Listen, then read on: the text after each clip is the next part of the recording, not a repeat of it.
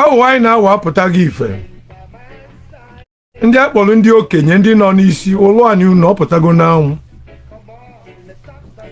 ana m agwa the youth na ndị na-egbu anyị bụ ndị nna anyị fa so na n'Igbo ka nna na-ekpe ekpere ka ọ ka nwe ya. Unu na-anụ ihe nna anyị kwuru. Nna anyị asị na ọsọsọ ndị ndọrọ ndọrọ ọchịchị ndị Igbo n'obodo a bụ ndị na-ekpe ekpere ka ha ka ụmụ ha ka ụmụ ha, mana ndị ọzọ na-ekpe ekpere ka ụmụ ha ka ha.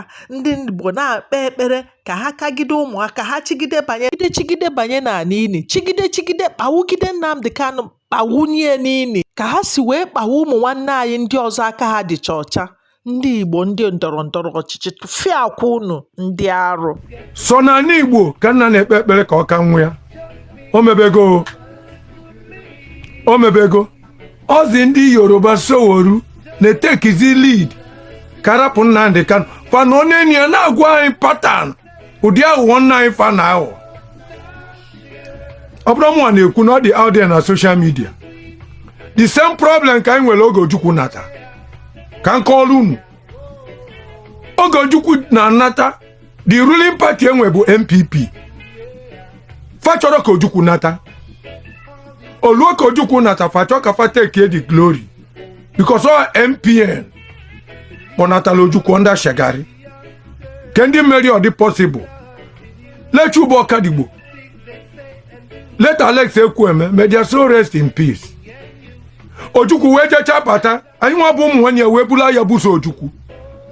Oge aka ji nwa obodo bụ gọvanọ Owele Nnamdi Azikiwe anyị na-akpụ ya nna mana ọ na aghụghọ ka ọ bụ because okenye ada nọ n'ụlọ ewu amụọ n'ọgbụlị fejọrọ je zute Ojukwu onye nwe ya jelu mba ị na-afụrọ ọ ga-abụ ife aṅụrị na nwa gị nabata na-eje zute ya ji nwa obodo ị na-eje echi ya na gọọmenti haus bụ nọ gị kpọnatara ya. Ọ dịka okwu dịka inu ọ ga-adakwa amongst anyị nwa bụ ndị Igbo enwe ji Vanguard nwee ike mba front ndị Igbo ebido gbulitebe onwe fa exactly ife na-eme now. Nnamdi Kanu ga-apụta oge ọ pụta kịta onye ọbụla azọba nke ọlụ na nke ọ na-alụrọ denu na achọje ka ọ saịdị ya ndị Igbo ọ dị possible. Nnamdi Kanu amaghị ife. Somebody like Abaribe, honorable member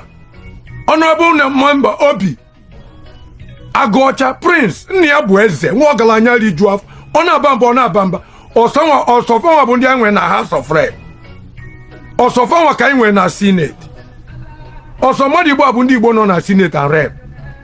Ọmandịla anyị na mma mana onwere ndị ka anyị nwa bụ ndị Igbo eje ụka, onwere ndị ka anyị nwa bụ ndị Igbo malụ Chukwu na ụka niile nọ na n'Igbo ụka ndị ori agwa m nnọọ ndị Igbo bụ Jizọs. Quote me onye chọsị na ọ bụrụ prove me wrong. But Nnamdi Kanu ga-apụta ife dị iche ga-adị. Ọ bụ ụzọ dị mma kwadobe Ọji Ụzọ Kanu unu nwa Ọji Ụzọ Kanu kwa gị na Nnamdi Kanu nọ na fon oge iziga ndị Operation Python dance ka eje gbuo ya eluo dị Nnamdi mmịa ife na-akụri egwu kọri egwu igbuo papịa na mamịa. After that gị na Soludo were ya mee campaign na a ga-arapụ Nnamdi Kanu kunu wee win vote anyị. At the end of the day gịnị mee?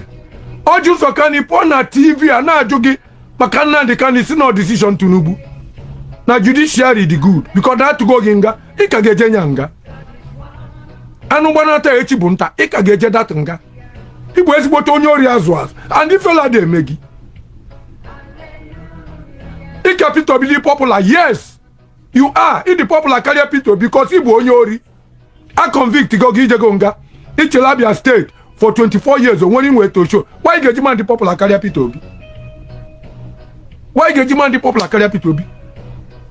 Doctor na-aza degree igori ego ama nke isi wego your degree isi dịkwa na igori gosi m Texas if ide to be a doctor na egodi oyibo ị na-asụ ifele megbukwa gị Ọji Ụzọ Kanu unu elego ndị Igbo ka naị n'ezie ndị efu maghị devu ị na-ogo n'oche gị na-arụ ọkụ na big empire ọdịdị afịara arụ devu ilugo anị ọngụ agba ọgbalichi ya mgbawan ka ọ dị n'ọnụ n'ọfụ tụsa na ozi a ayọmodogwu ọ ka m si ekwu